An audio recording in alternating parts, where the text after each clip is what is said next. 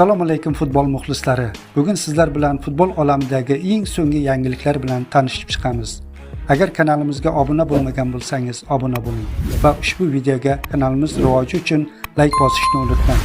Yaqinda o'smirlar 17 Osiyo Kubogiga qur'a tashlandi. O'zbekiston o'smirlar terma jamoasi bosh murabbiyi Sergey Chigodayev qur'a va tayyorgarlik jarayonlari haqida fikrini bildirdi. Osiyo chempionatidagi barcha 16 ta jamoani kuchli degan bo'lardim. Biz uchun kim bilan o'ynashimizni farqi yo'q. Chunki maqsadimiz yuqori. Finalga chiqish uchun istalgan raqibga qarshi maydonga chiqib o'ynaymiz va yutishimiz kerak. D guruhida Avstraliya, Hindiston va Shimoliy Koreya bilan to'qnash kelamiz. Albatta, ularning bir nechta o'yinlarini ko'rib chiqdik. Hamma jamoalar yaxshi darajada. Har bir o'yinda g'alaba qozonishga harakat qilamiz. 5 kun o'z qarorgohimizda shug'ullanamiz va Belarus mamlakatiga yo'l olamiz.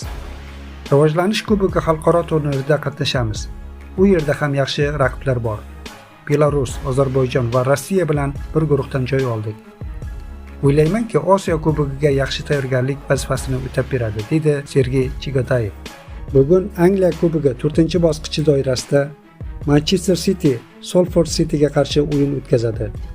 Ushbu o'yin oldidan ko'pgina ishonchli saytlar Manchester Cityning taxminiy tarkibini chiqarishdi. Manchester Cityning taxminiy tarkibi quyidagicha. Tarkib 4-1-4-1 sxemasida bo'lib, ushbu o'yinchilar joy olgan. Darvozada Trafford, himoyada Luis, Abduqodir Husanov, Allini, Ake, yarim himoyada Niko, Shirki, Fodin, Reinders, Makayko. Hujumda esa Marmush joy egallagan.